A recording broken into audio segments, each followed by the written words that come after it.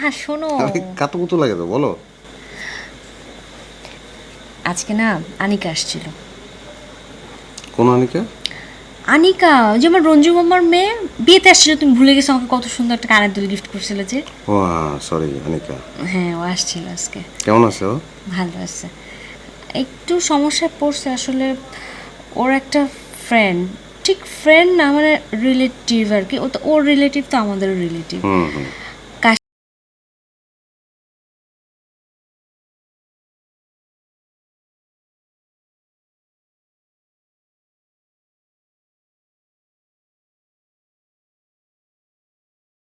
ঠিক, কিন্তু এইটা তুমি কি বললা?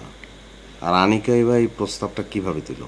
কেন, কি আমি প্রবলেম? আমি অফিসে চলে যাই, তুমি তো একা বাসায় থাকো, সেখানে একটা ছেলে সেখানে বাসা। তুমি ছেলে বলতেছো কেন? এটা তো বাইরের কেউ না, আমাদের রিলেটিভ বললাম না। হ্যাঁ, সেটাই, তুমি বাসায় একা থাকো, সেই রিলেটিভ ধরো টেলিভিশনটা চুরি করে নিয়ে চলে গেল। কি বললা তুমি?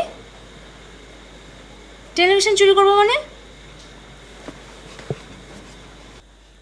তুমি থাকতে দেবো না রিলেটিভরা, আমাদের ভালো কথা, দিও না।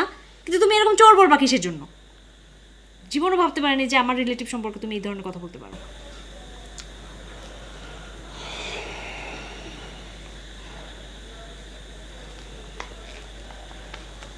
আচ্ছা সরি। তাহলে কি না করে দেবো আমি?